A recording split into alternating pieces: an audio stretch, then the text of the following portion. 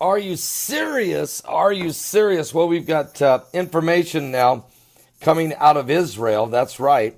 U.S. Defense Secretary Jim Mad Dog Mattis says that Syria still has a chemical weapons, and he's telling this while in Tel Aviv. Matter of fact, Syria still possesses chemical weapons, according to the U.S. Defense Secretary Jim Mattis said in Israel on Friday, warning against the banned munitions being used again. At a news conference in Tel Aviv, Mattis also said that in recent days, the Syrian Air Force has dispersed its combat aircraft.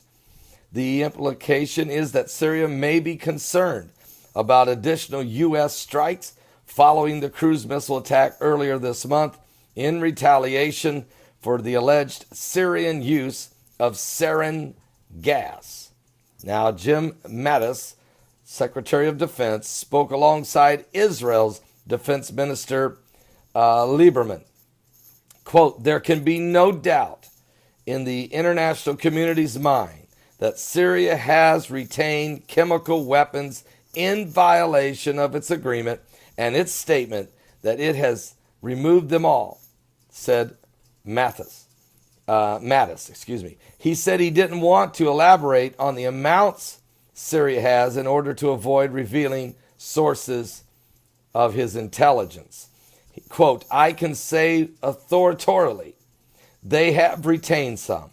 It is a violation of the United Nations Security Council resolutions, and it's going to have to be taken up diplomatically, and they would be ill-advised to try to use any of them again.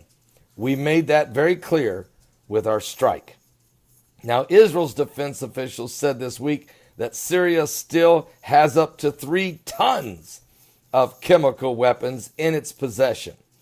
It was the first specific intelligence assessment of President Bashar Assad's weapon capabilities since the deadly chemical attack earlier this month. So, okay, we're going to keep a close eye on what's going on, but certainly the Secretary of Defense, Jim Mad Dog Mattis, is in Israel, is meeting with the Israeli Defense Minister and talking chemical weapons in Syria. Of course, they're talking about a whole lot more than that, like Hezbollah in southern Lebanon, Hamas in Gaza, the Muslim Brotherhood in Egypt, the Iranians, the Syrians, and ISIS, and the Russians, all in Syria just over the Golan Heights. So believe me. And then what about moving the U.S. Embassy to Jerusalem? Will President Trump make that announcement next month? I'm just saying, maybe he will, as we approach the 50th anniversary of the liberation of the city of Jerusalem. Jerusalem Day is scheduled to take place late in May.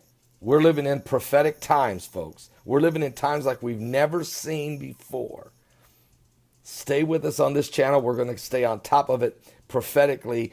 The Middle East, it is God. Listen, Israel is God's prophetic timepiece. The Middle East is in a state of madness as the 3 religions of the apocalypse are converging toward the Temple Mount: Christianity, Judaism, and Islam.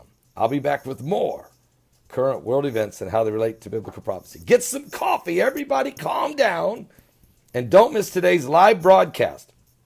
My guest, Hollywood filmmaker David Heavener, and he is going to be talking about his brand new TV series that's coming out called The Last Evangelist. It is an end-time apocalyptic